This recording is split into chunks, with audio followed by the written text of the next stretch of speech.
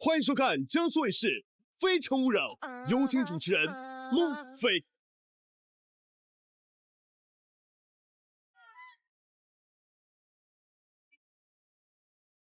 欢迎收看江苏卫视《非诚勿扰》。大家好，我是孟非，欢迎大家。欢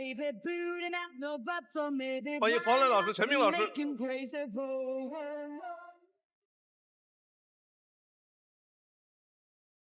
有请今晚24位美丽的单身女生。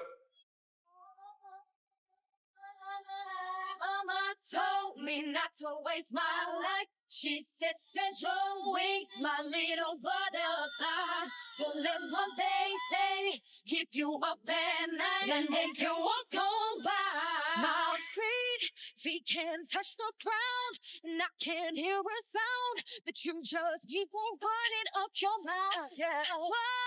Walk on over there, 'cause I'm too fly to care. These wings are made to fly. 24位女生，欢迎你们，请亮灯。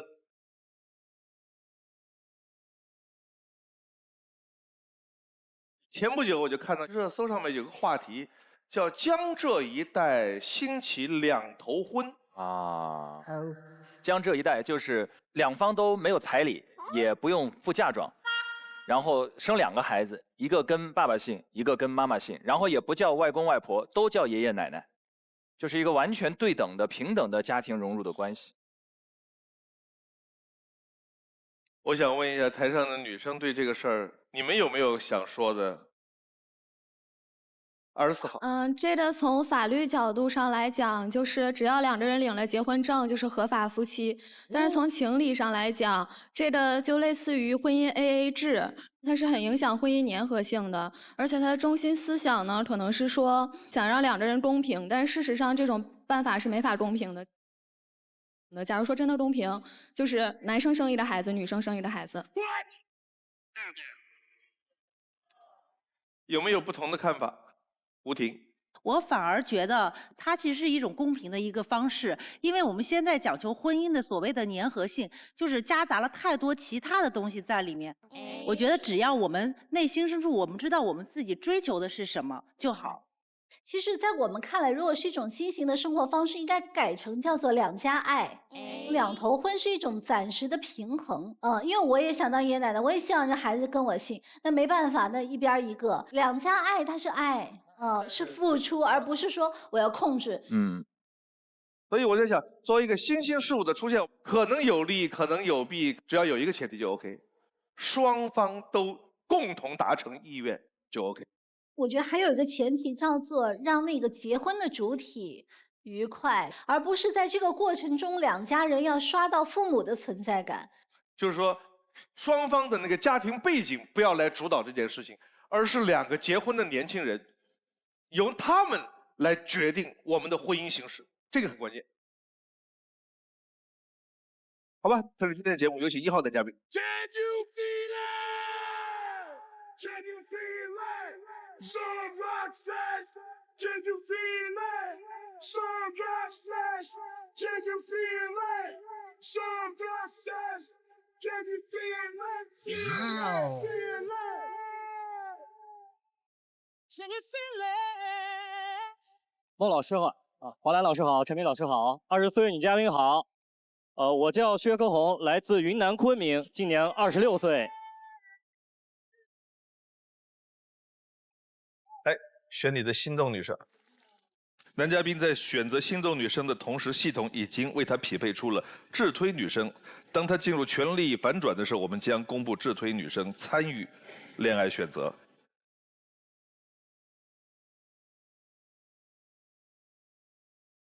爱之请回答。你的第一个问题是？我的第一个问题是我希望女生在逛化妆品的时候能带上我。买化妆品的时候带上你，他怕钱没地方去。不是，其实是因为我个人对口红比较感兴趣。你从什么时候开始爱上口红的？是我在国外读书的时候，那会儿接触的很多漂亮的口红，然后就觉得很好看。13号。你对口红就是比较了解，你能说出几个颜色吗？就是比如说什么斩男色呀之类的。大概可以说一些。就比如说像那个之前很火的一个小金条21号，嗯，然后还有之前比较火的一个豆沙色。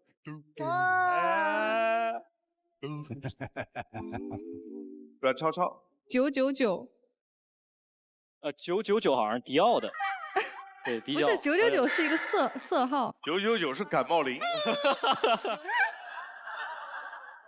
那405呢405，啊，对不起，回答不出来。因为我的知识也有限，我更希望女孩能带着我一起。好。看得出来他喜欢这个吧？他是真喜欢，他很享受探讨和学习的这个过程。对呀，18号。男嘉宾你好，我想问一下，那你会帮我付款吗？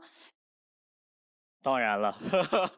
因为我自己的话是做美妆短视频的，就有可能进专柜，就是有可能上新12个颜色或20个颜色，就是那种全包的。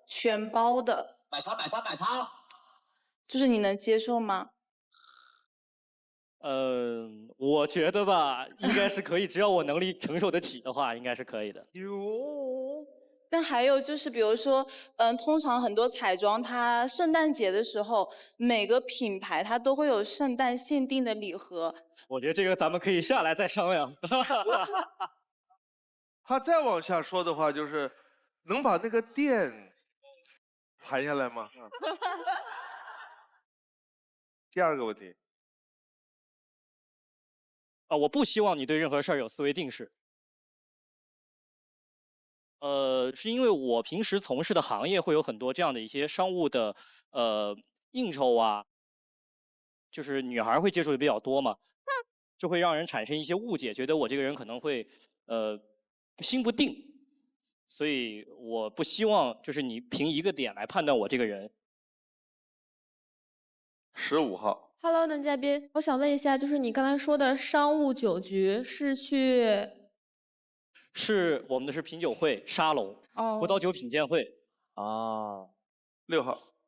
男嘉宾你好，我本身也比较喜欢红酒，然后我自己考了那个红酒品鉴师，就是 WSET 那个品酒师证嘛。哇哦！那我想问一下男嘉宾，就是你拿一种酒来形容我的话，你觉得是哪一种酒呢？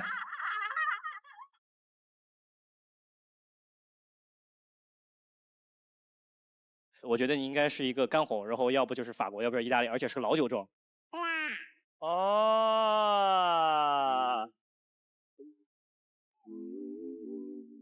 看第一条片子。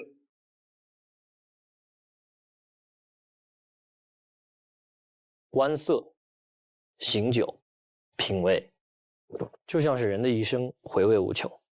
我是薛科宏，我爱酒，也乐于分享酒，拥有3级品酒师资格证。在佛罗伦萨的小镇上，拥有一家酒庄20年的经营权。5月份的时间把这个酒庄买到了手上，就选择了老五月这个名字。一杯红酒，一首爵士乐，不是为了追求酒精的宣泄，而是享受酒带给我的一种舒服的状态。这是我精致的乐器主义。简单的一杯酒可以发挥更高的社交价值。我常常会用一杯酒的时间陪客户聊到尽兴，也可以盲品，说出酒的产地、年份或者葡萄品种，甚至还可以尝出酒经过了哪个国家的木桶。过的木桶越多，它这个酒的层次就越多。就像人生一样，我经历的事儿越多，我看到的东西越多，我感悟越多，这个人就可能成长得越高。工作中我雷厉风行，敢做敢闯不服输。刚开始销售渠道不通，于是我果断地更换了合伙人，购置新的酿酒机器，组织招商酒会，把酒庄扩展成了度假村。年产量很快的从5万瓶拓展到了12万瓶。生活中我比较轴，想做的事儿我就一定要去做。因为喜欢足球，高中时就和朋友组建了足球俱乐部。为了离喜欢的球队更近，大学就选择了去国外留学读研。现在的我成为传媒公司的合伙人，用更多元的方式拓展红酒的视野，也让更多的人能了解红酒文化。或许未来的路很崎岖，但好在我依旧可以喝着红酒，看一部喜欢的电影，等待着厚积薄发的机会，和更多的人分享我的酒和故事。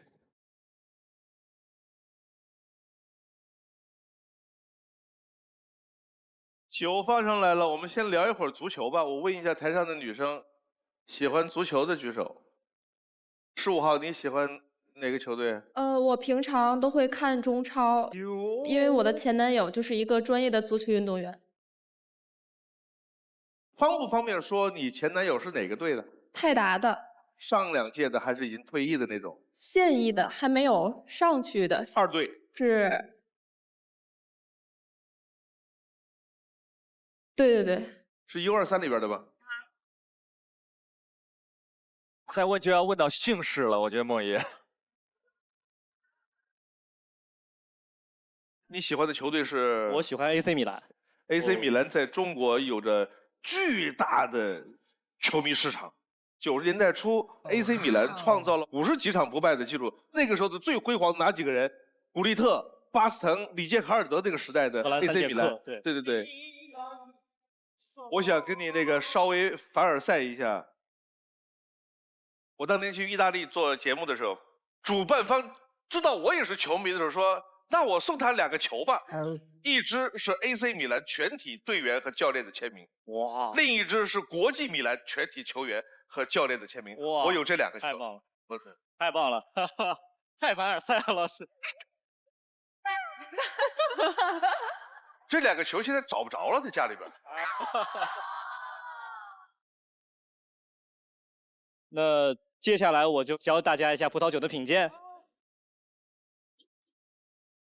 哦，谢谢。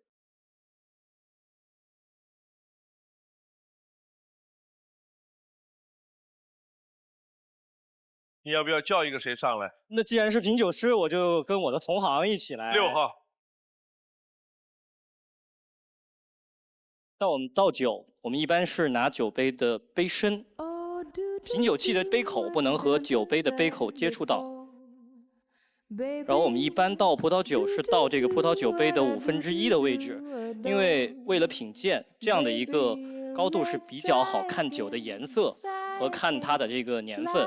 倒满酒之后，我们把杯身侧过来，我们看它的边缘是不是泛黄色。如果是泛黄色，说明这瓶酒它是老酒，在木桶里过的时间会很长。他们2个的画面好像工作了10年的感觉哈。下一步呢，我们就是来闻香，把整个葡萄酒杯盖在你的鼻子。我不知道各位女嘉宾有没有闻出一点榛果的味道，还有一点点巧克力的味。本来没闻到，他说完有巧克力香，我再一闻，哎。问问女嘉宾，感觉她也是3级品酒师。它这个质感是非常好的，它会有一种就是非常多的丰富的层次吧，比较适合我们女生和就是一些平常不太饮酒的男士。谢谢这位专业的同事。23号。我刚才看到那个男嘉宾的 VCR 里面说自己是一个就是精致的悦己主义者嘛，就我非常赞同你的观点，然后我觉得做自己要真实，所以我还挺想问你，就是说如果是一个很少喝酒的人，他要是想就是尝的话，你会推荐一些什么类型的酒呢？如果说你只是一个新手，我更希望你去喝那个精酿啤酒，入口很甜，然后这样的一些酒。孙楠。您好，男嘉宾。我想请教您一个问题。之前我有一朋友跟我说，高于13度以上的才算是好酒。其实这个不是，度数取决于种植葡萄那个产地的葡萄的日晒时间。那刚好我也就是借这个女嘉宾提的这个点来给大家科普一下，就是如果大家喜欢喝红酒，咱们选度数高的去买，就代表这个酒喝进去不会酸不会涩。哦，我是不是按度数高？我是按价格高的选。路遥，就是我想问一下男嘉宾，因为我自己是做美妆嘛，红酒真的可以对女生就是起到一个美容的效果吗？花开有时，不负期待。非诚勿扰，马上回来。非诚勿扰，现在继续。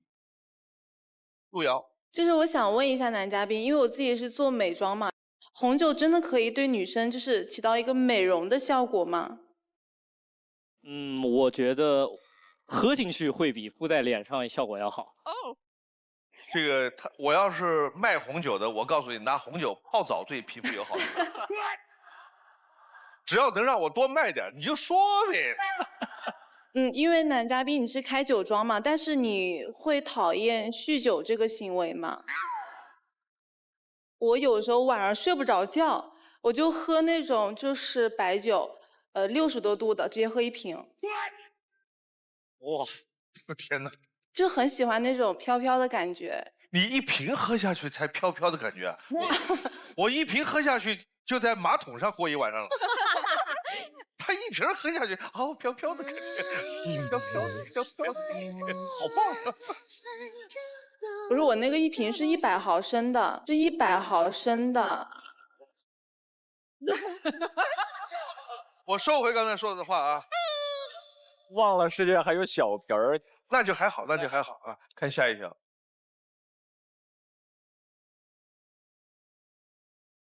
不同性格的女生就像不同的酒一样，需要细细的品味。我很懂酒，却不怎么懂女生。曾经和一个女生一见钟情，很快就在一起，很快就带回家见家长。虽然是跨国恋，却也坚持了2年。我对她就非常的上头，2到3次转机。转机之后，我到了昆明，我也不回家，我直接就转到西双版纳去找她了。也曾经在餐厅打工1个月，只为给她买一个喜欢的包。一个呢是想看看到底自己的本事能在国外能自己挣多少钱，然后第2个呢是想我能把我的语言再提升一步。但打工期间，她每天还不停地催促我买包，这就让我感觉很烦。只想赶紧解决这件事，最后包是送给他了，我也选择了分手。后来在酒吧遇到了一个女孩，她主动和我搭讪，共同的留学经历，对红酒一样的品味，让我们决定在一起。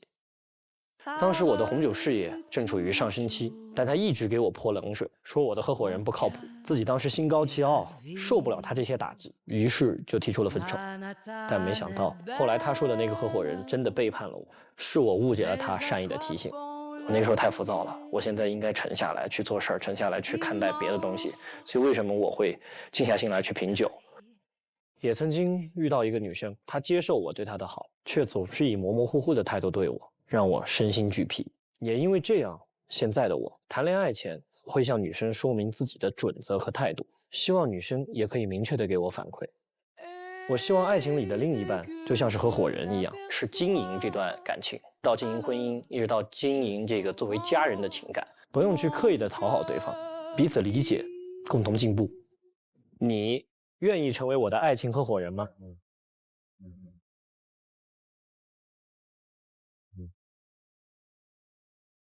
在恋爱当中，2个人的关系出现了问题的时候，有一方如果做一些善意的提醒，有哪种表达方式是我们可以接受的？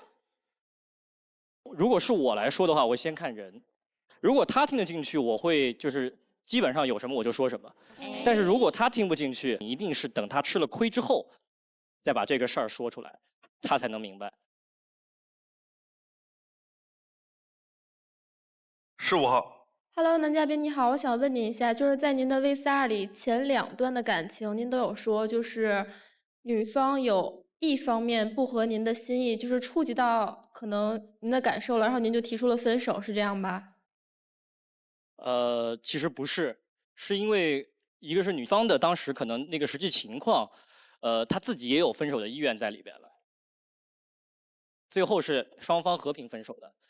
并不是说可能触及到我某一些事情，然后我决定我主动提出的分手。我们不要去评判对方的一个行为，就比方说他特别想做事儿，要跟这个人合作等等的，你更多的去理解他做这个行为执着背后的动机是什么。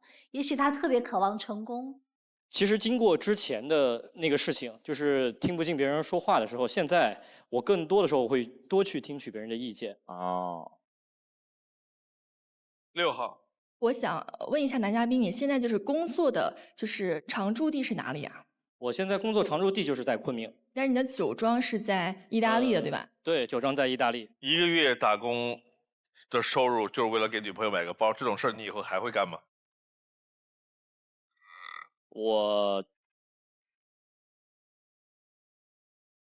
我觉得还是会干的。加油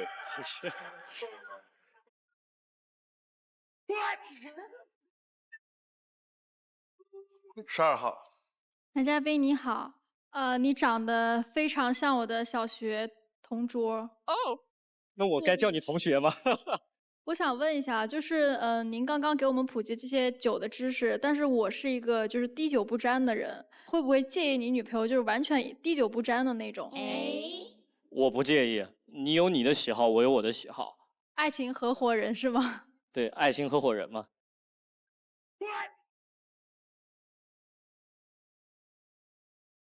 我在想，就是你们不喜欢这个概念，还是对爱情合伙人这个概念，大家有没有人有什么想要分享的看法？吴婷。就是爱情本身是需要两个人共同经营的，而合伙人有责权利，对不对？所以是我其实很不喜欢现在的很多男生或者是女生，当然更多的是女生，再把一个就是感情，比如说失败了之后，全部怪到一个男生身上，说都是因为你不好，所以我们分手了。但是其实这是两个人共同经营的不好，你没有尽好你自己该尽的那一部分的责任，当然你就享受不到你的应该享受的那部分权益。所以这是我理解的爱情合伙人的含义。很赞成。孙楠，就是我觉得这个概念没有什么对与错，就是看两个人，就是你们两个为什么成为合伙人，是经过一些磨合，然后两个人共同努力，目标也是希望两个人越过越好。好的，谢谢。就我很赞成女嘉宾说的话，因为两个人如果走的时间很长，真的会有一堆小习惯，一堆事儿。我认为合伙人是强调了一种边界意识。在我们认为当中，情侣啊、夫妻啊，都夫妻了，都情侣了，你的就是我的，我的就是你的。有人觉得这样很好，不是所有人都觉得这样很好的。是不是在有些领域里边，我们适当的留出一些边界来呢？这种边界留多少呢？留大了陌生，距离感太强，完全没有，也有人会造成一些困扰。所以这种边界到底画在什么位置，以两个人都共同接受的那个尺度最为合适。是。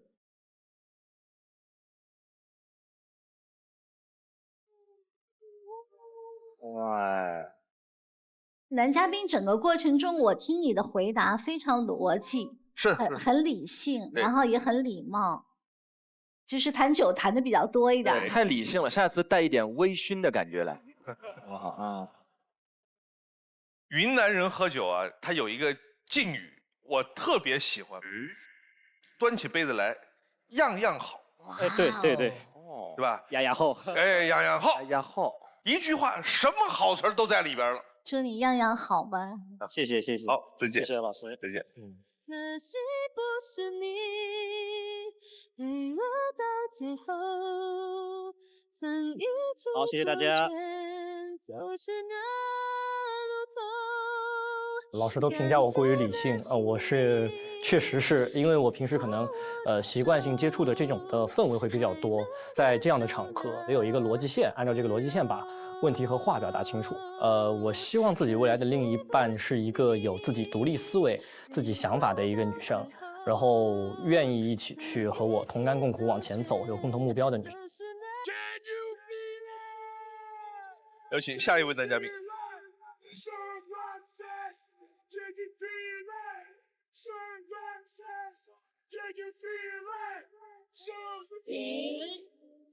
这个帅，这个帅。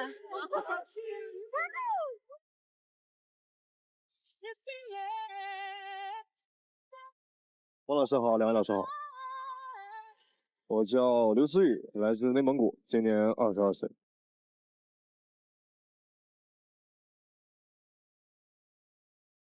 你捧着一盆植物，我以为你旁边还带着个小女孩呢。Cool。这个杀手不太冷。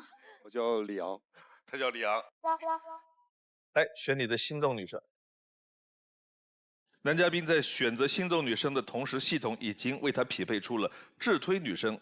当他进入权力反转的时候，我们将公布智推女生参与恋爱选择。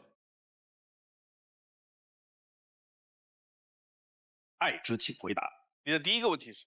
我希望女孩子可以跟我一起养花。啊，向日葵吗？尤其喜欢向日葵。于老师，男嘉宾你好，我觉得一起养花是件很浪漫的事情。我曾经在国外听到一种花，它叫做 yesterday, today and tomorrow。翻译过来就是昨天、今天、明天，因为这个花是会变颜色的，而且这个颜色变化是在3天之内发生的。我不知道你听说过这种花吗？没有听过，但是我听您昨天、今天和明天，我以为您说的是金针菇。他说那个叫 See you tomorrow。阮超超，你好，男嘉宾，我知道向日葵的花语是忠诚、热爱生活且是沉默的爱。就是说你对对方的爱是默默付出型的，不会在言语上表露太多。对，我觉得因为我是一个标准的北方男人，我不会天天说哎我爱你啊，我爱你，这个我说不出口，我会去做。我觉得少说多做，这是一个我能接受的范围。做比说有用是吧19号。男嘉宾，我想问一下，你特别喜欢养向日葵，是不是因为它特别的好养？因为我自己来说，就是我养什么花，什么花就死。其实我都是去买是那种一次性的，一次性可以活半个月。其实我也种过，我种过3次，但是每次都是发芽之后它就会变黄，然后就死掉，我也不知道是什么原因。所以就是说，你跟我一样都不会养花。那你还希望找一个女生跟你一起养花？一起去探索这个东西嘛，一起学习。好吧。第2个问题，我不希望女生总问我你们家骑不骑马呀？来自内蒙，应该是了。我看了一个视频，一个姑娘穿的他们那个黄色的衣服，一匹骏马在草原上狂奔送外卖。哇，这个送外卖炸天了，感觉。徐若彤，那你到底会维持吗？你看我的样子，你觉得会骑吗？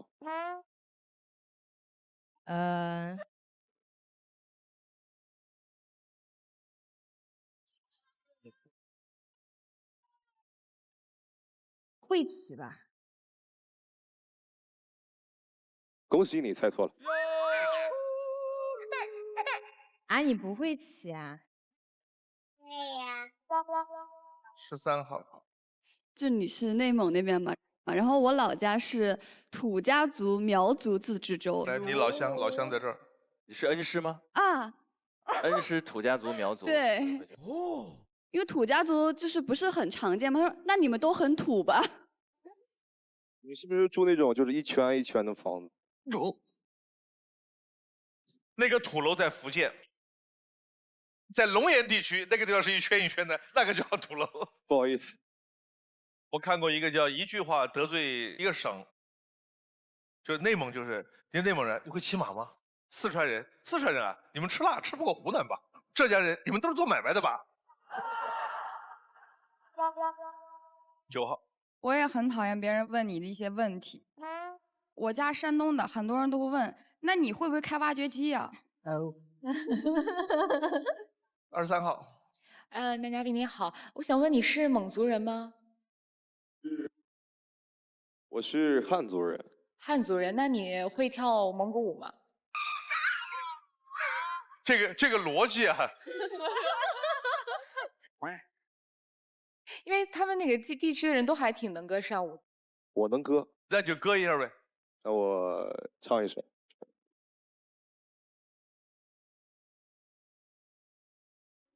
背靠着背坐在地毯上，听听音乐，聊聊愿望。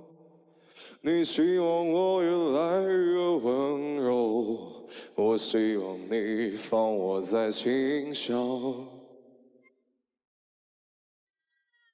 我能想到最浪漫的事，就是和你一起慢慢变老。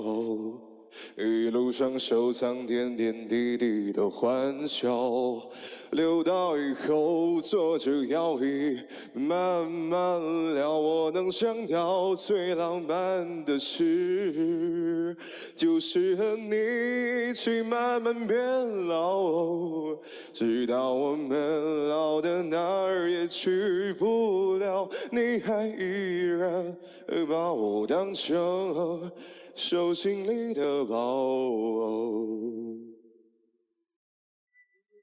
不好意思，现成。别有一番性感在心头啊！很奇妙，就别人唱歌，你可以评价说跑调或者不跑调，你没法拿这样通俗的标准来评价他。他的很多那个音的自然的滑动，就独具艺术气质。谢谢。他整个人唱歌有一种慵懒和松弛。对，就是窝在沙发最深处，有个人在给你唱的这种感觉。2号。男嘉宾你好，就是你刚刚一下来的时候，我们所有小姐姐都觉得哇，好帅啊！然后我觉得就是你身高，然后还有长相，包括你的那个声音，我觉得很有磁性，很好听嘛。我觉得你应该不缺女生吧？应该？那你喜欢什么样的女生类型呢？我对女孩子的没有一个特定的标准。如果说你非要去拿一个标准来衡量呢，就是我觉得长发与短发相比，我觉得短发更好一点。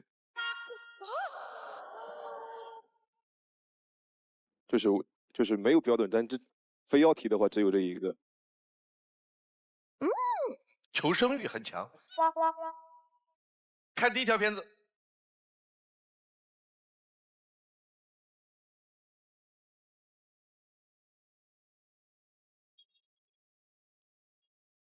11点，夜已经深了。刚结束一天工作的我，正在回家的路上。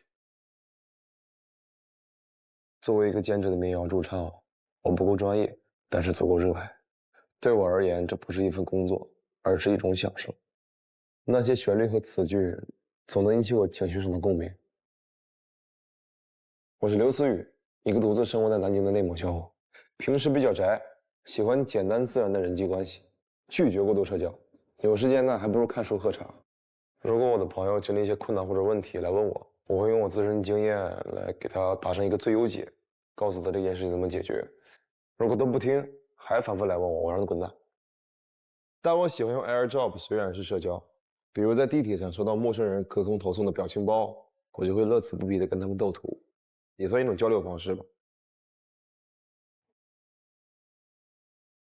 我的本职工作呢是宠物医生。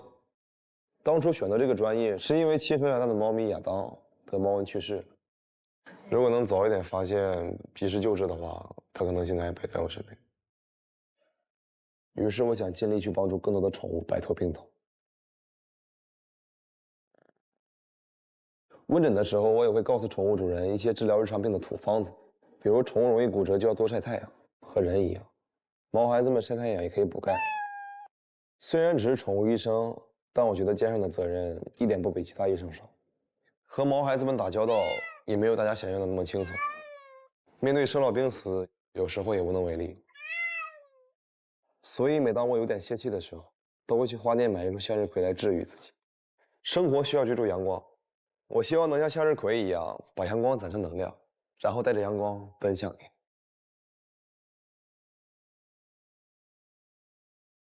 他的生活我总结了一下，他的工作是和动物打交道。如果在和动物打交道当中有不良的情绪，他靠植物来排遣，没有人的空间，就是总结的好到位。17号，男嘉宾，我看到你说你会跟陌生人隔空斗图，斗图就这种。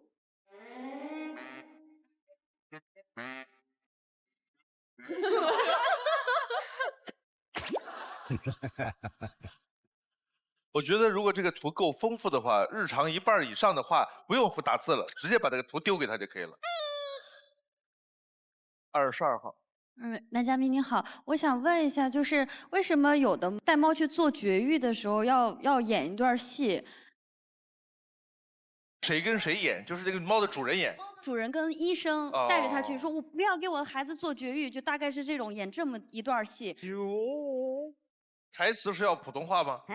对，对，是的。我觉得医生可能是不让猫感受这个情绪。如果我是猫，我被做绝育了，我也不想活。啊，但是从我们医学角度来讲，给猫做绝育对猫身体特别有好处，它会延长它的寿命，减少它的生命几率。是的，谢谢。13号。就我想问一下，你有没有就给猫咪剪指甲的小技巧？因为我经常被我家猫抓。人家是来找女朋友的，不是来跟你们分享猫狗的生物方面的知识。6号。男嘉宾你好，我看你 VCR 中说就是你拒绝过度社交嘛，那我想问一下，就是你对过度社交的这个定义是怎么样的呢？大概就是无效社交吧。大学的时候总喜欢去跟朋友去玩，就喜欢交朋友。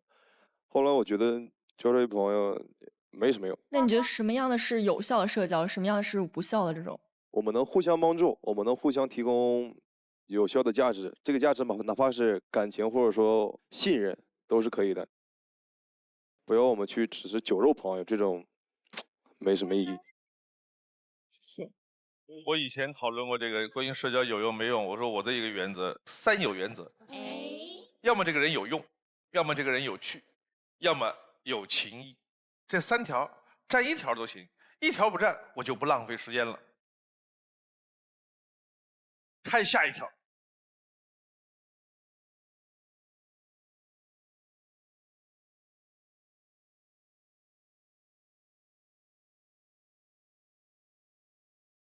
感情中我可能是个怪人，虽然每段恋爱都因为吵架而分手，但我还是觉得吵架是检验爱情的第1标准。和初恋在一起的时候，1周7天，有5天是甜蜜的，剩下的2天都会因为鸡毛蒜皮的小事吵架。我一直觉得争吵是爱情的一部分，2个不同性格的人走在一起，肯定会在相处磨合中发生争执。只要甜蜜的时间多于吵架的时间就好。吵架是为了一起解决问题，走得更远，而不是互相针对。吵完架之后还能互相关心，是我理想中爱情的模样。我不太喜欢办公室恋情，因为和前任就是在兼职时认识的。虽然每天都能见面，但冷暴力时一上班他就当我是擦肩而过的同事。我接受不了这样的恋爱模式，选择了辞职和分手。我希望2个人在一起的时候彼此保留一点空间，不要一直黏在一起，这样感情升温的快，降温也很快。我喜欢酷一点的短发女生，对我凶一点、野蛮一点也挺有意思的。希望你会是我越吵越亲密、越吵越离不开的那个他。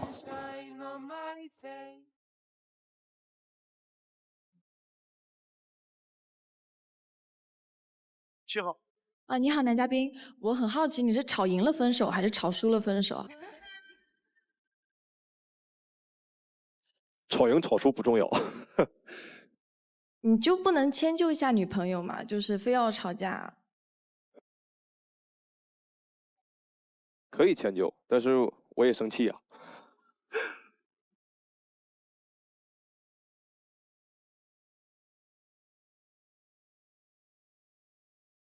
哎呦我天哪！这方面心得你们可以请教一下陈明老师。跟他吵架能吵赢的概率不是太大。他到现在婚姻还好好的。对，我要是生起气来吵起来，确实不太容易吵赢。但我就是不生气，我也觉得很奇怪，对不对？3号。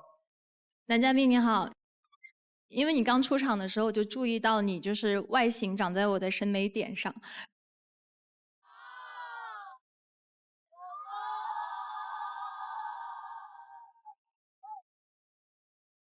然后我就是有一个问题，刚才 VCR 里面有说，就是觉得吵架是可以升温的一个手段。那什么样的吵架是良性的？你觉得？良性吵架就是我们可以吵，不要因为我们是吵完架之后就变成陌生人或者说仇家一样。我们是情侣，我们只是吵架了。你可以不理我，但是你不要做一些过分的事情。我们能举个例子吗？就是因为什么事儿？比如说，今天逛街出门，我晚了半个小时，你觉得吵得起来吗？吵不起来，半个小时合理之内。就说一个你会吵起来的一个点。可能在陪你逛街，我说我累了不想走，你就会给我发脾气。我说不行，你今天就是陪我逛街去，然后你怎么说？我说那你自己逛吧。那我跟你吵不起来，我就自己去了；吵不起来，我就自己去了。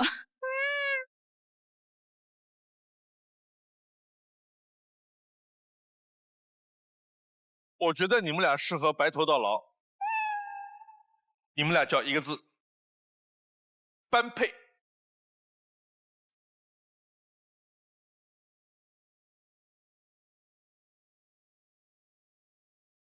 最后一个问题，路遥，就是你刚刚说不开心的时候不想别人惹毛你嘛，那你会去用一些就是比较不好听的话去伤对方吗？我会告诉你我很烦，但是我不会去说你。让我缓一缓，让我去平复一下现在的情绪。然后再去看看猫，买盆花是吗？可以，再去买一盆向日葵吧。最后留灯的是3号、18号。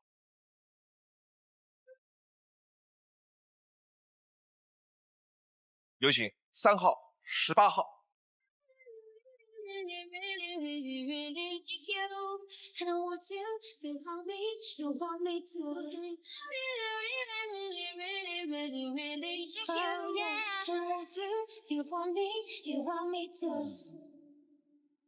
看男嘉宾的心动女生是哪一位？花开有时，不负期待。非诚勿扰，马上回来。非诚勿扰，现在继续。最后留灯的是3号、18号。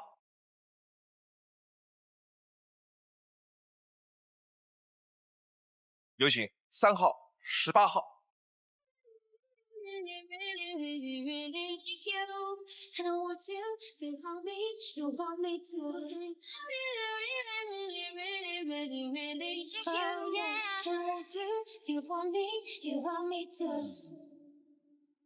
看男嘉宾的心动女生是哪一位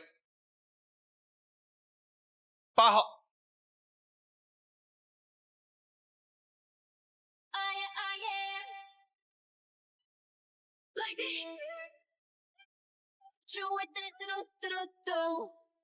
我们看一下智推是谁？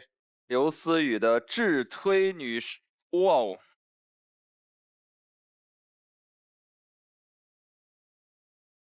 阮超超。我愿意化作云里这本当绿的一杯，因为我们是那天造地设的一对，等什么完美？男生性格直爽务实，执行能力强，上进心强，努力不服输。女生单纯直爽，易和睦相处，注重事情的结果，喜欢有品质的生活。两个人都是行动派，愿意看世界，体验生活，彼此都喜欢享受甜蜜的2人世界。核心价值观比较相似，都渴望品质生活。在情感当中，男生愿意为对方付出，女生也愿意包容对方，供两位参考。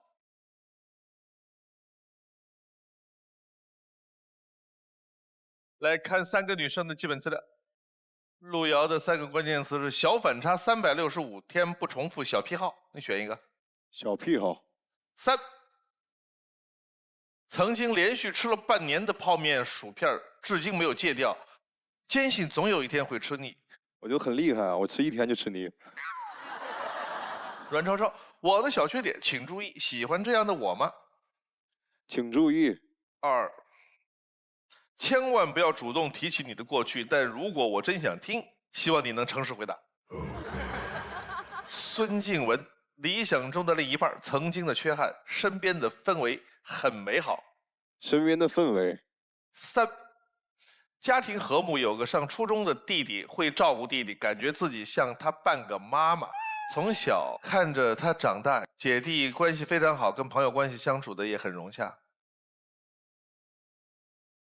最后一个问题，我的问题是，我认为男人身上有2个特质，一个就是凡事试一试，第二个就是孩子气。我想问一问3位女生怎么看待这2个特质？路遥。其实这2个不差不多吗？就你刚刚说你比较喜欢那个电影嘛，像那个女主她就是那种比较敢爱敢恨的那种类型。我觉得我会偏向于试一试吧。阮超超，是我的话，我应该会选择孩子气一点，因为我这个人本来就是属于那种比较孩子气，比较有时候说话表达会比较幼稚。对。3号。我觉得试一试代表了这个男生的一种勇气，那么孩子气可能是在于他内心中保留着那一份童真。我觉得可能我和这个男人在一起之后，他可以在我面前是孩子气，但是我希望我陪着他的时候，他在事业上可以勇敢的试一试。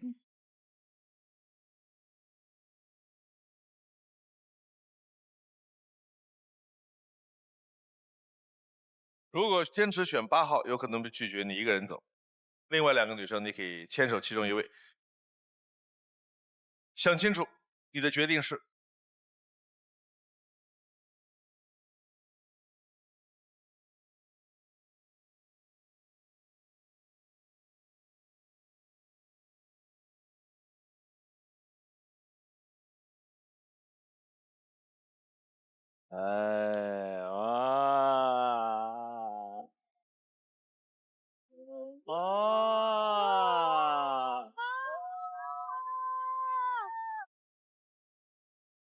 我叫刘思雨。你刚出场的时候，我就注意到你就是外形长在我的审美点上，然后我说那你自己逛吧。但我跟你吵不起来，我就自己去了。但是我希望我陪着他的时候，他在事业上可以勇敢的试一试。你们俩叫一个字，般配。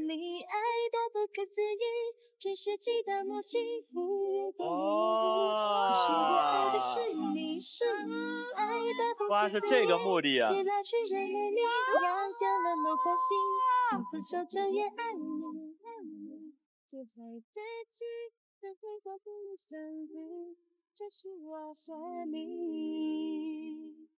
我最后一问的问题，女嘉宾的回答让我觉得大概意思就是要有勇气，可能就是要有遮风挡雨，这也是我提这个问题的初衷。我看到女嘉宾就想到有一种花是日本的叫乒乓菊，这种花是一种菊花，就是通体都是花瓣，它又饱满又不失它本来的色彩。男嘉宾出场的时候就是外形吸引了我，我可能性格就是比较温柔型的，就不太容易吵起来。我觉得互补下来可能也比较容易契合这样子。那个3号女嘉宾的回答，我真的觉得很佩服。我觉得没有一个男人听到这样的回答不动心吗？这个问题很难回答，因为它并不是一个场景，它是2个特质以及你怎么看，是个非常开放性的问题。而且这2个特质一定是这个男人身上的特质。对对。他表现出一个少年的感觉。对，他那个少年感是我白天宠物医生，我晚上唱民谣，我还做过别的兼职，他很愿意在事业上多去试一试。一定是别的女生给他过一些负面的评价，所以他就很担心下一任女朋友能不能接受这2点。他是第一时间把它变成了2个优点。对，他说那个是童真，这个是勇气，太了不起了，厉害厉害，祝他们幸福。有请下一位男嘉宾。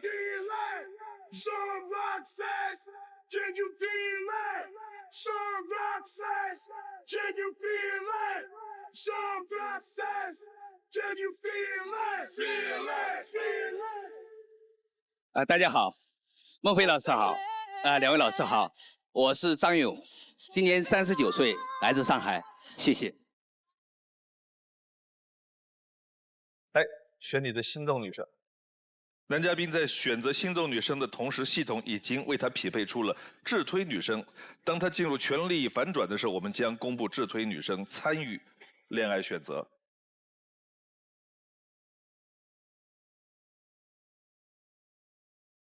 爱之请回答您的第一个问题。我希望对方可以在生活中经常去感谢别人。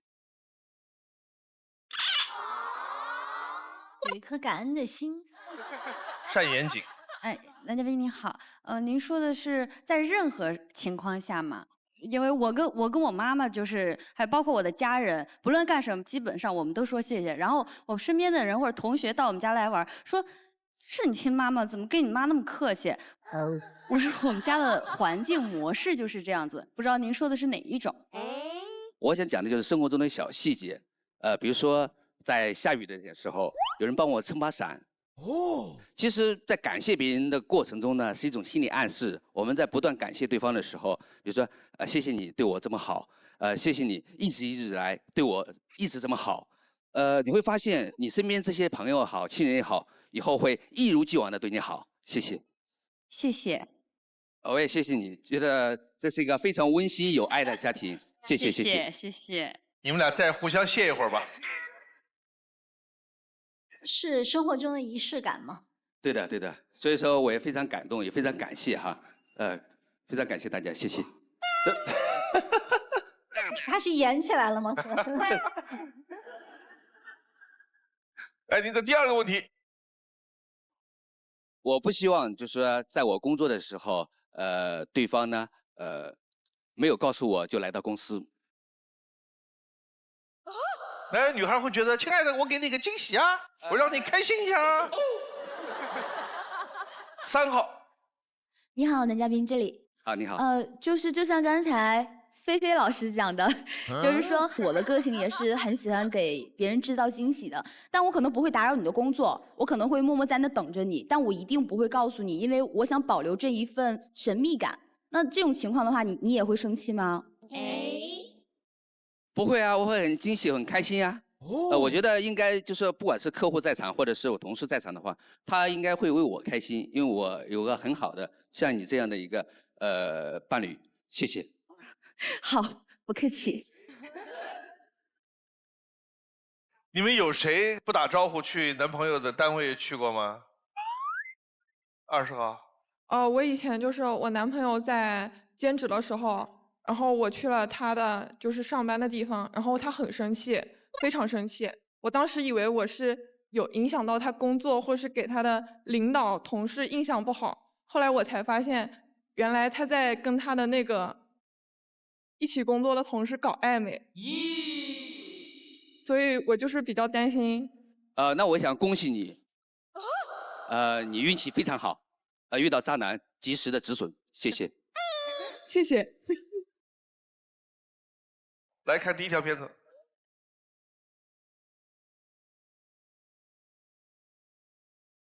一部泰坦尼克号让我和航海情定终生。杰克说，赢得船票，获得爱情，是他一生中最幸运的事。对我来说，最幸运的是可以登上一艘船，去征服属于我的大海。我是张勇，选择航海，与船为伴。航海日记里不断累积的数字，从南到北，又从北到南，几年的跑船经历，只为从3副慢慢晋升到大副。我的青春在大海里画出了一条悠长的航迹线。船员的生活除了大海、蓝天、海鸥，就是周而复始的航次任务。跑船人对陆地的渴望是普通人难以想象的。船只要一靠港，我们就尽快的速度，然后买到电话卡，给家里父母报平安，这是一件非常幸福、非常开心的事情。现在的我定居上海，虽然不再出海，但凭借对航海事业的热爱，我开始从事船舶救援设备的工作，为中国的海上救援贡献自己的力量。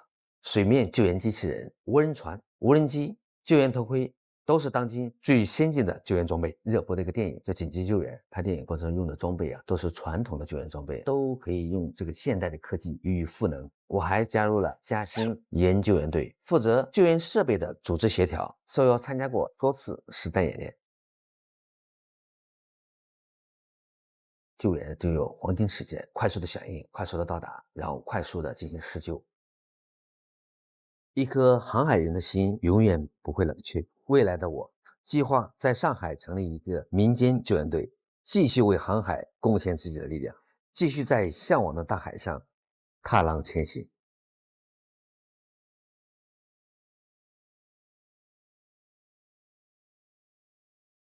路遥，就是我想请问一下男嘉宾，你的工作的危险系数是不是很高？我们会没有安全感，因为本身我头发没有多少，天天焦虑就没了。我觉得他的生理上的事儿挺多的，长期半年都只吃泡面、薯片，睡不着觉，喝白酒，头发快没了。你要不了多久跟我一样了，他浑身都是事儿，你有没有发现？其实，在我航海生涯中呢，就是也遇到过这种大风大浪、台风，包括海盗这种场面，但是毕竟是少数。海员这个航海的安全性系数哈，其实远远高于在陆地上开车，其实还是很安全的。谢谢。你有参加过海上的这种救援吗？有的。其实呢，就是我在这个航海生涯期间呢，有的时候台风季节会遇到这个周边船只发出一个 SOS 的求救信号，遇难船只可能是火灾，可能是搁浅，可能是碰撞，或者是人员落水。那我们周边船只收到信号之后，其实是全网联动的。在这种救助过程当中，我觉得可能设备的专业度、设备的先进程度起着非常重要的一个因素吧。孟非老师说的很对。其实，在当下哈，就是人工智能时代，一定要用先进的救援装备。其实，在人工智能装备上，我们国家已经是后来者居上。那现在的话，它会有一些类似于这款产品，叫遥控智能救生器，或者是水面救援机器人。那它和传统的救生相比之下，它已经科技赋能。第一，我遥控操作，还有呢，自动返航功能，就是大大的提高了救援的效率，给被困者也更多的生还的希望。谢谢。你是看了《泰坦尼克号》这个电影干上这行了吗？哇，确实如此。在小的时候看了这部电影，就是那种画面非常震撼，尤其这个来了，就是来了，这种肉丝来了，Rose Jack 来了。好奇怪，别人看了《泰坦尼克号》就寻找真爱去了，他开始做海上救援去了。因为这种船长就是在旅客还有这个船员撤离之后，选择与船共存亡。我觉得这个非常伟大。我梦想哪一天能够成为一名船长。临危不乱，有大爱。黄老师，谢谢你，谢谢。还有谁因为一部电影对你们有影响、有重大的改变的？24号。我也是，我是看了那个《诉讼双雄》，然后之后就报了法律。成了一个律政佳人，哇，也很棒。3号，我特别喜欢的电影是《倩女幽魂》，然后所以我是看了《倩女幽魂》，我才喜欢上。你每天穿成这样，就是找那个。对，我才喜欢上 cos 的，这是真的。然后《倩女幽魂》里边穿的也不是这样啊，他就是走火入魔了，走那个红衣女侠的那个形象。看下一条。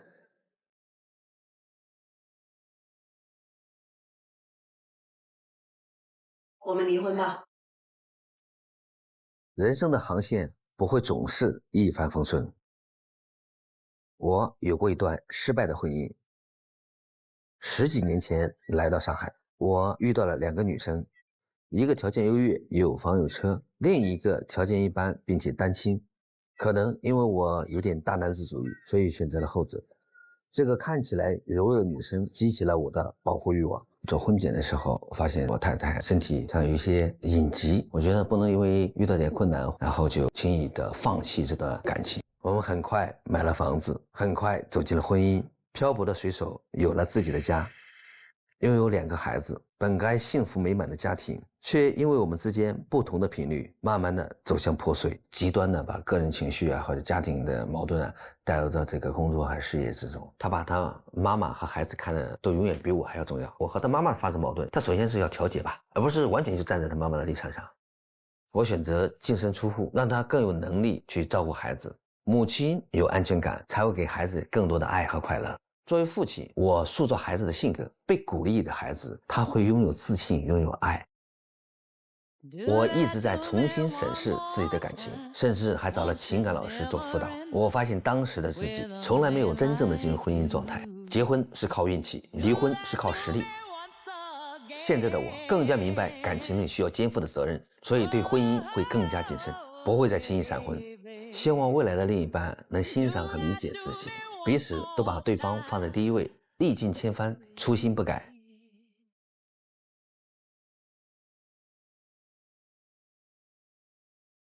其实大家的掌声是对我的一种鼓励，谢谢，非常感谢。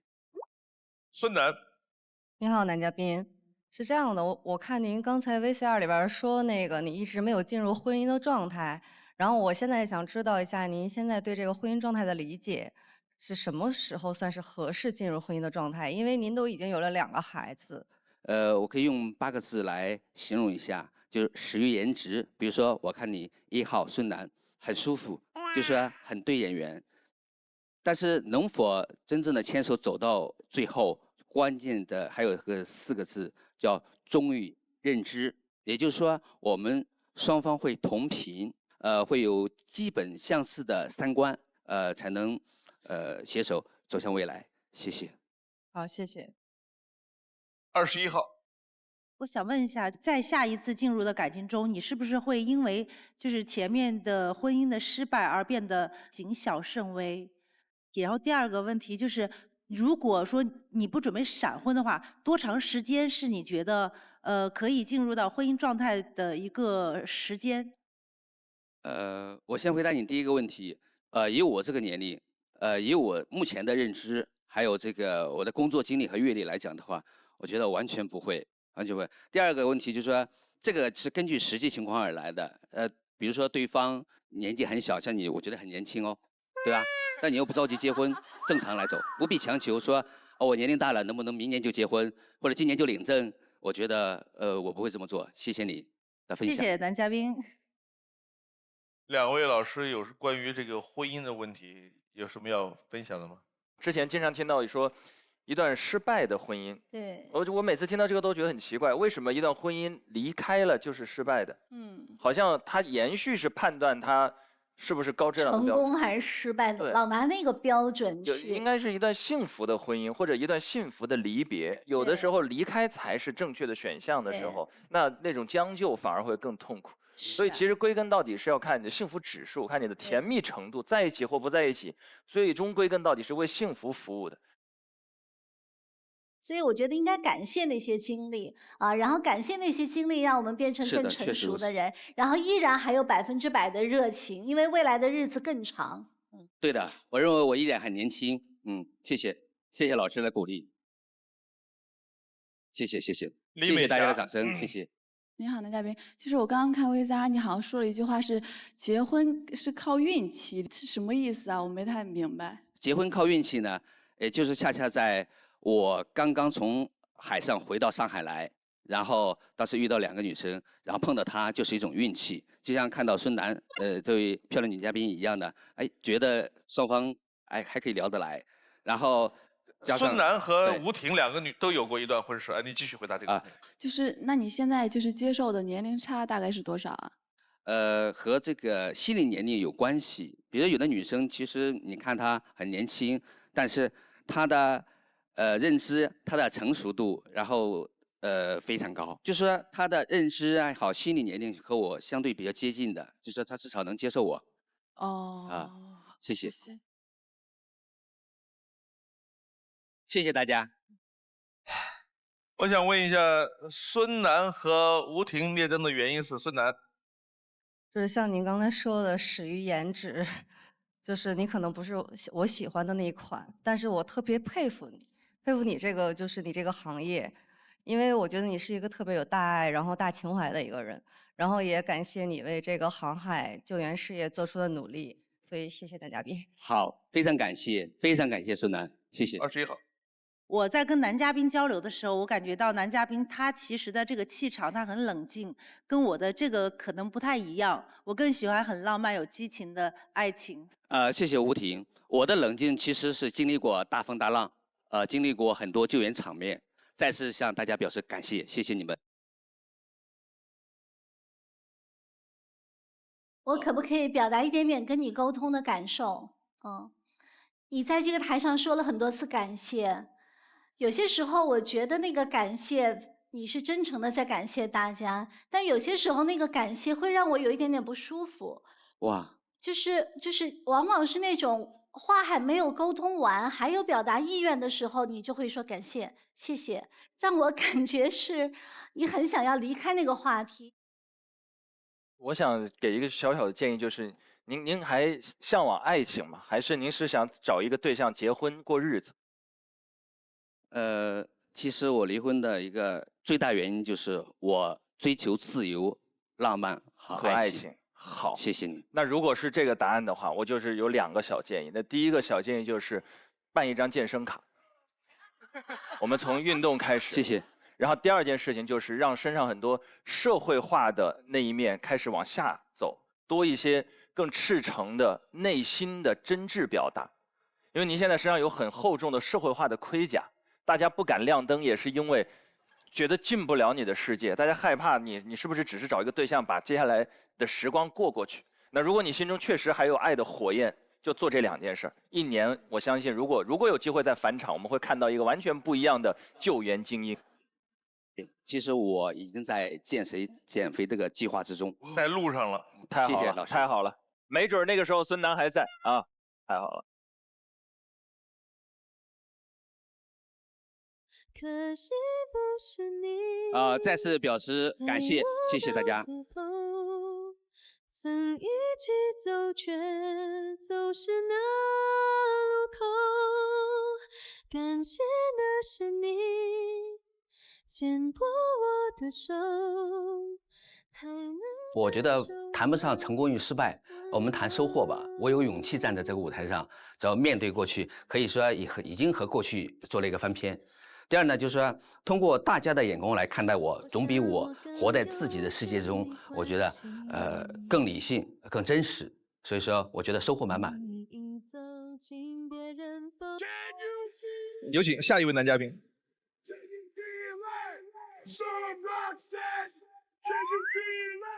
花开有时，不负期待。非诚勿扰，马上回来。非诚勿扰，现在继续。有请下一位男嘉宾。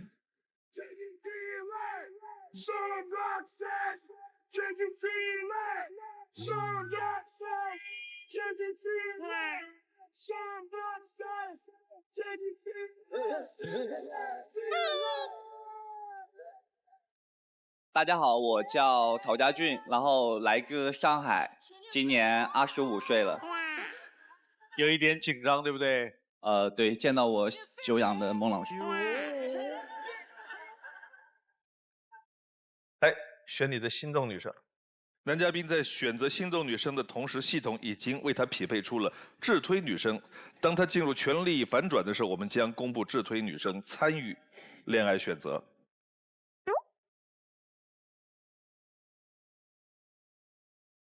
爱之，请回答。你的第一个问题是？我希望我的女友可以记录我的帅气瞬间。那首先你得帅气啊。他觉得是 OK 的啊。3号。你好，男嘉宾，你现在穿的是7分裤吗？卷起来了。然后你是觉得这样的造型是很帅气的，对吗？受到质疑了。因为我平时的话比较喜欢穿运动装跟西服，今天穿的就比较混搭。没有，我觉得这个也很帅气。但有点怪的，显得腿有点短。其实我挺高的。我都1.9米了，你看他能有多高？9号。Hello， 大家好，我叫王淼，来自辽宁大连。男嘉宾，我想问一下你，如果我在拍照的时候给你拍的可能不是很好看，你会生气吗？我觉得不会，因为那个环境下你已经是我女朋友了，我觉得我女朋友给我拍什么我都很开心。但是我的男朋友如果给我拍的不好看，我会不开心。没关系，我是摄影师，然后我们公司还有大量的后期什么的，绝对给你弄得很好看。重点在大量的后期，腿拉长，腰搞细，这是一套，这是一套。这是第2个问题。我不希望女友跟我吃饭的时候，她只是看着我。阮超超，那他在吃饭的时候，他帮你记录你的帅气时刻吗？我想问一下，台上哪些女生是和男朋友吃饭的时候是只看不参与吃的？有没有这种人？3号是你吗？孟老师，我就是跟之前的男朋友吃饭，是我没有拿过筷子，这样算吗？就我吃，但我没有拿过筷子，就全程都是他喂我的，连筷子碰都没碰，吃了1个小时。这个特别环保。那男嘉宾喜欢这种类型吗？可以接受。你可以接受你喂他1个小时，他不动筷子。下一场他喂我1个小时就好了。我觉得这像2个生活不能自理，躺在床上在喂我啊。我认为吧，谈恋爱2个人秀个恩爱，显得甜蜜，你喂我一下，我喂你一下，也不是不可以。如果喂1个小时，大家对你们的健康状况和智力状况都会表示担忧。我妈呀！好，看第1条片子。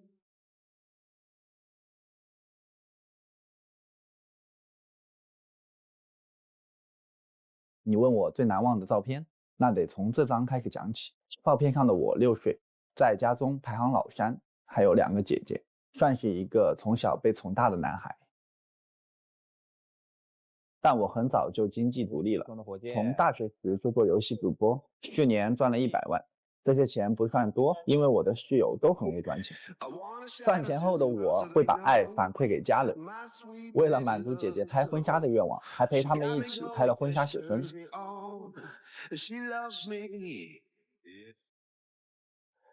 我喜欢旅行，我不喜欢打卡的旅游方式，但我不会去过度评判。最初西藏游没有现在这么火，我和朋友自驾进藏，当时身上只有2万块，就花掉了1万5。不过进藏确实让我整个人都静下来了，回来后工作更加顺利，1个月就把进藏的钱赚了回来。因为和姐姐们拍婚纱时的触动，于是我和朋友一起开了婚纱摄影工作室。在拍摄婚纱的工作中，我发现男生和女生对于拍婚纱的心态完全不同。女生非常喜欢，但男生就想快点结束。我会和新娘打配合，对男生连哄带骗，最终圆满完成拍摄。看过了不少情侣，也拍过了很多对新人。希望早日能遇见我的那个他，定格下一套最美的婚纱。我曾经跟很多人，包括台上的女生，我们都讨论过，在兄弟姐妹这4个品种里边，如果我们可以选的话，陈明，你觉得最优先选的是哪一个？妹妹，为什么呢？你是很少见的一款。可能因为我没有吧。我做这个调查的时候，大多数人选项第1名是姐姐。排名最后的选项叫是什么？弟弟。哎，对了，这弟弟啊，你看姐姐多好，姐姐能照顾你，像妈一样。如果再大一点的话，最没用的是弟弟，除了跟你要钱闯祸，你说他还在干什么？我就是那个弟弟。这是一个被宠大的孩子，这感觉应该还挺好的吧？24号。男嘉宾你好，我想问一下，你刚才说你不喜欢打卡式的旅游，你的旅游方式一般是怎么计划和安排的呢？偏远一点，或者是说就人少一点的地方。我给你分享一下在这个问题上我的感受。任何地方都 OK， 只要你想去。时间很重要，像我任何长假都不出去，周末也不出去。他们上班我就去。我到很多景区就像我一个人包场一样。我这样说会不会被人打死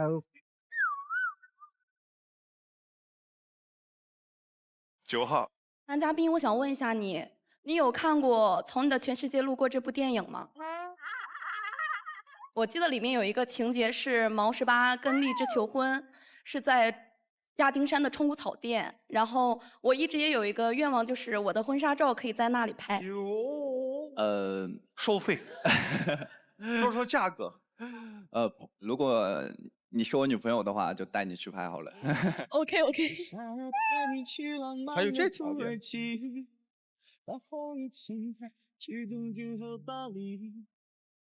3号，你好，男嘉宾。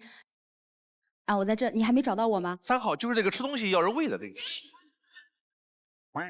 然后我之前就是去西藏自由行过，就我一个人。然后我当时去了珠峰大本营。那你当时有去大本营看流星吗？那一次的话，其实挺可惜的，没有去，因为临时有工作，直接从拉萨飞回来了。我觉得有机会我们可以一起去看一下，很好看，很漂亮。好的，好的。哎，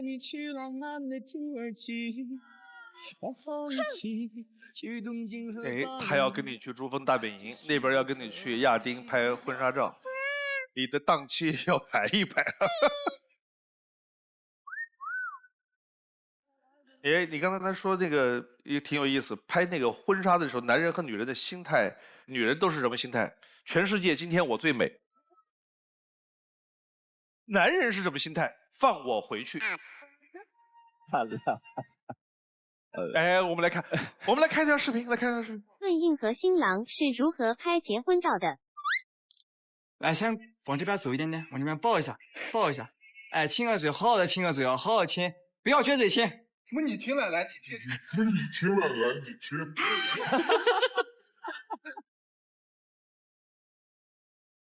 我们台上有谁照过这种婚纱照呢？那这现在看的这个人熟悉吗？大家？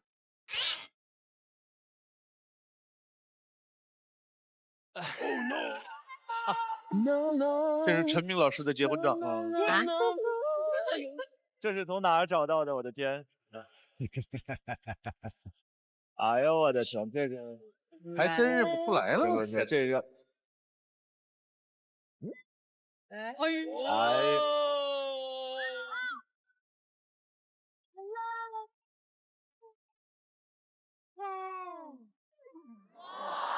这个比较好认，哎，这个就在我们学校啊。哦，那个建筑我去看过的，武汉大学的鹰顶啊。武汉大学辩论队。结婚都没有忘了辩论这个事儿是吧？看下一条。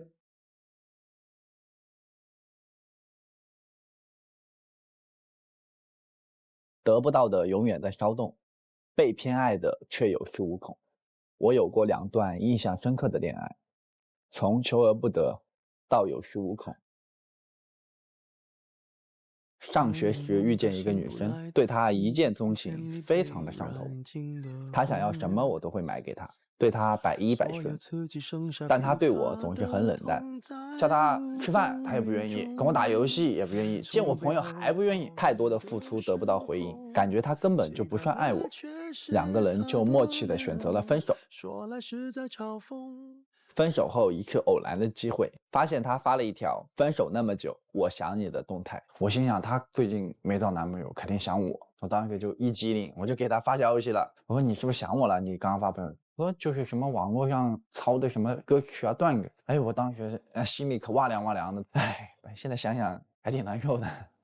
后来遇见那个对我偏爱的女生，无论我在哪里出差，只要一句我想你了，她立马就会来我身边陪我，还帮我洗衣服洗袜子。我被她宠得越来越肆无忌惮，好像无论我做什么她都可以容纳。甚至在和她约会的时候，因为朋友临时约自己去打球，就不管不顾地丢下她走了。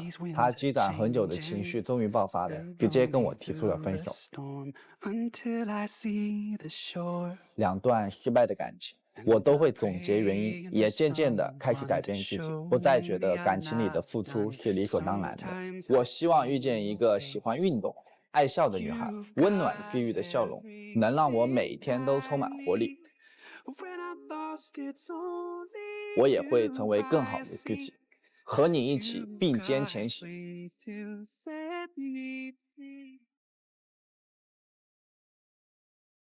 2号。男嘉宾你好，就是我听你说你跟前女友分手了以后，是还有联系方式吗？对。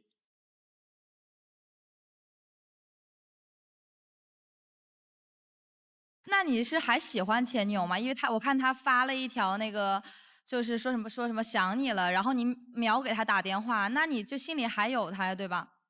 就留在那吧，因为我觉得没有什么。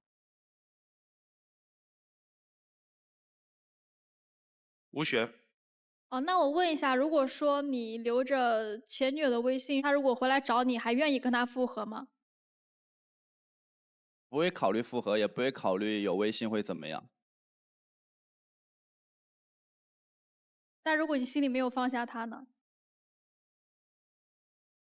我觉得分手以后就不可能没有不放下这个原因吧。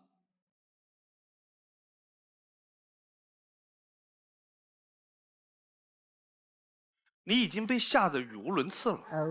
我这个角度看特别清楚，就是从2号问出前女友的问题的时候，他的脸上这个额头上的汗就是飞流直下3000尺。你跟前女友还有联系方式吗？你留前女友的微信，他如果回来找你，还愿意跟他复合吗？但如果你心里没有放下他呢？类似这样的话题，大概出现过不下800遍。然后你还有你前女友的联系方式啊？我想问一下，有前女友的联系方式怎么了呢？你们当中有些人都没有前男友的联系方式吗？如果你们把这个世界、把生活理解为只要有前女友的联系方式，就一定意味着不清不楚、藕断丝连，是不是这样的呢？生活真的像你们想的那么简单吗？我认为有些留着没事儿，有些删了也不一定就真没事儿。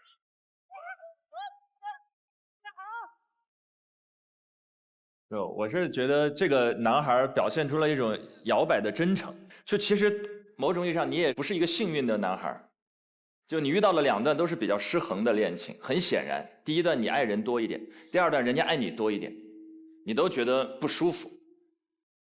所以他到这个舞台上来想找更对等一点的那种感觉，是他的一个希冀。我想提醒女嘉宾的是，不要把过去的那种下意识的盲目的搬到未来当中，那不是每一段都不一样。聊了半天，21号还留着灯呢，有问题吗？啊，我是来自湖北恩施，我叫胡涵。然后我想问男嘉宾一个问题啊，如果说现在我在跟你吃饭，然后你的前女友，他说他发生了什么事儿，然后现在他要你过去帮他一下，就是说你会选择跟我吃，还是去找他了？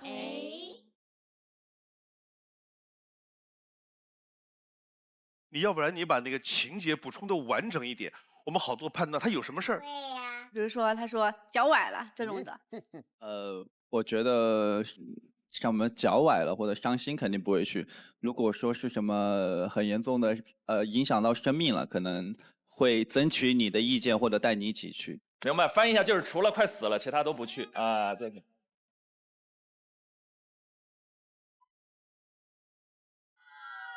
我们这一届观众很有正义感，这可以是吧？来，21号留灯，我们看一下他的直推是谁。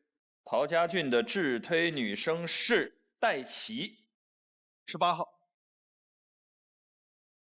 男生性格开朗、热情，热爱生活，对自我有着完美主义倾向的要求，有好胜心，善于做计划。女生性格开朗大方，追求品质生活，有好胜心，对亲近的人乐于付出。2个人在一起，男生会显得更开朗，带动女孩一起吃、一起玩、一起探索生活的美好，供你参考。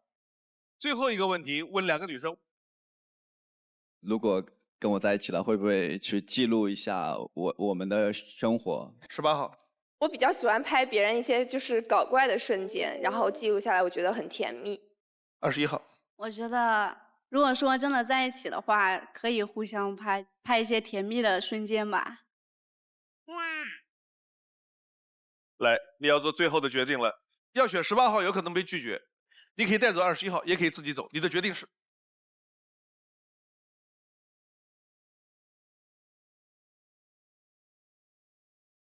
花开有时，不负期待。非诚勿扰，马上回来。非诚勿扰，现在继续。来，你要做最后的决定了，要选18号有可能被拒绝，你可以带走21号，也可以自己走，你的决定是？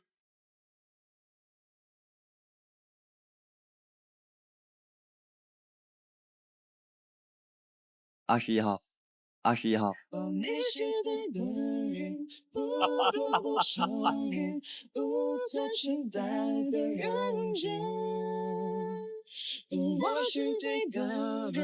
我为你准备了一个白纱。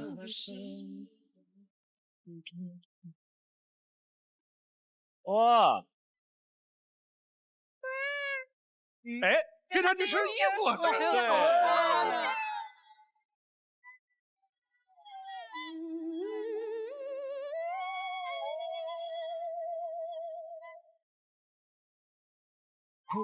对。